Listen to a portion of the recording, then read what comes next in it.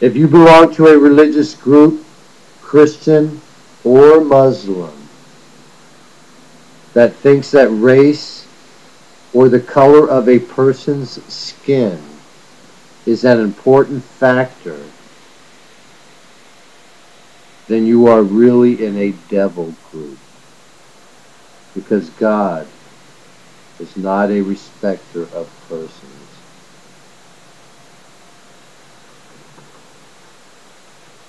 Quraysh may have been a drug addict, a child molester, and killed a few feds,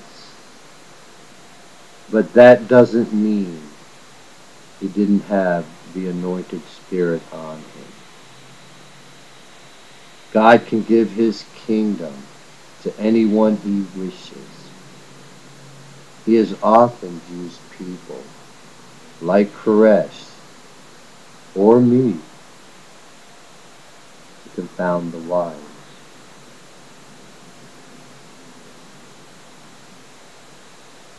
Only those that completely submit to the will of God can expect to receive all that they ask for, because the only thing they would ask for is that God's will be done.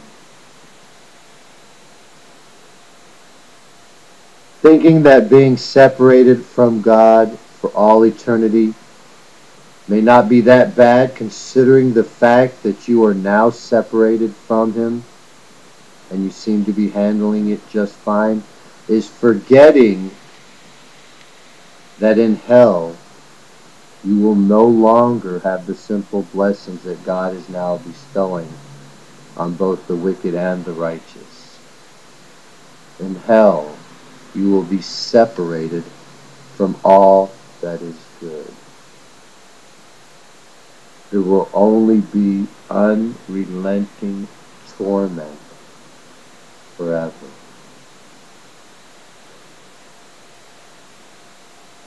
Grace was seen when God gave heaven's best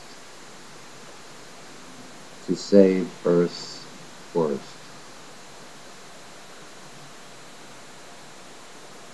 I've jumped into this head first.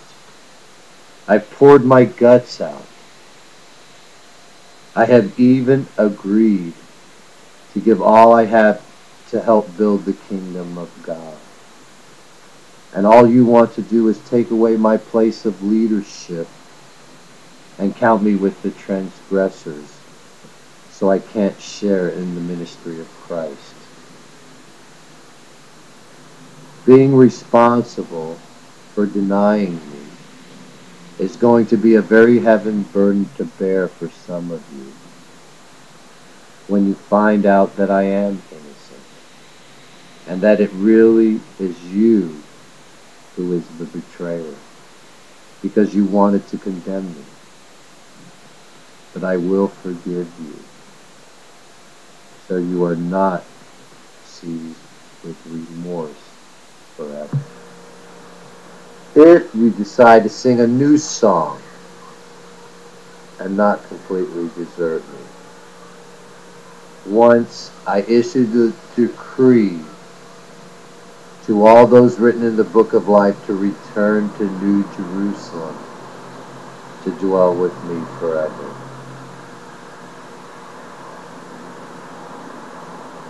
You would think that a sin-filled world would be glad to have a sin-filled king. I guess that when God forgave me of my sins, I became ineligible as far as they are concerned.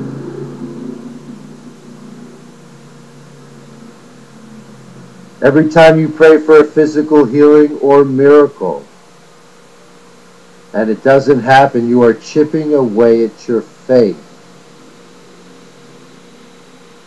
When something does coincidentally happen that appears to be a miracle, it will revitalize your faith, but then you go right back to chipping at your faith again by looking for a repeat performance.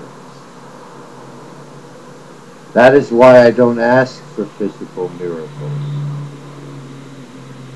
I don't need my faith shattered every time they don't come to pass.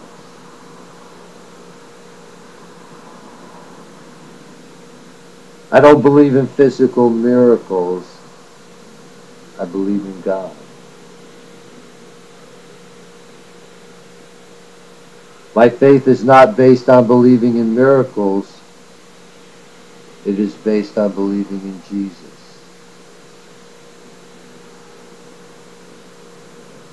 I don't have a clue what you did in the past.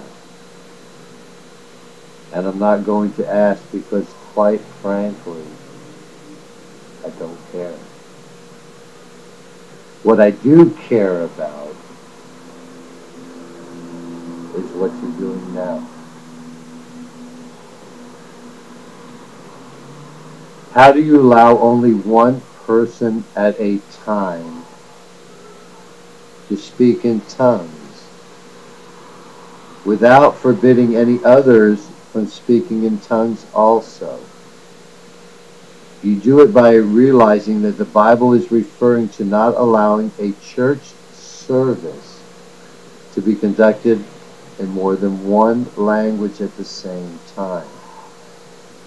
Otherwise, the resulting confusion caused by using too many different languages would not be very edifying to those present.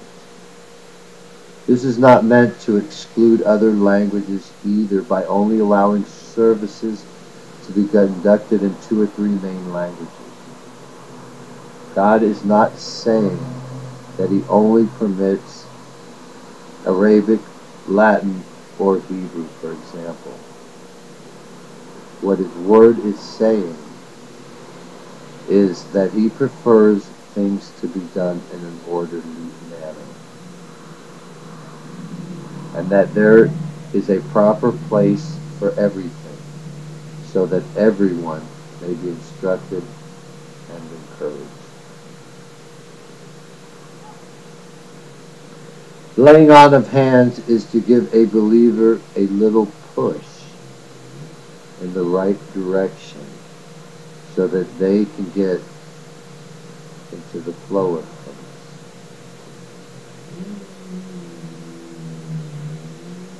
As a leader of your household, it is your responsibility to command that your whole family turn toward God.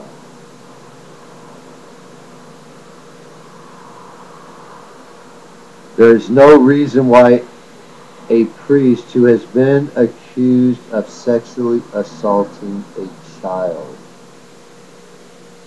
cannot continue to be a priest as long as they have repented and received the help they need and made a vow not to do it again. I have forgiven them, and therefore they are allowed to remain an ordained priest. I do not want anyone hindering them in any way,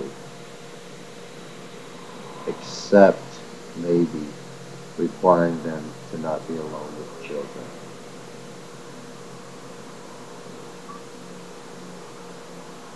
Easter time should be renamed Passover to avoid the use of an apparent paganistic term to describe such a holy celebration.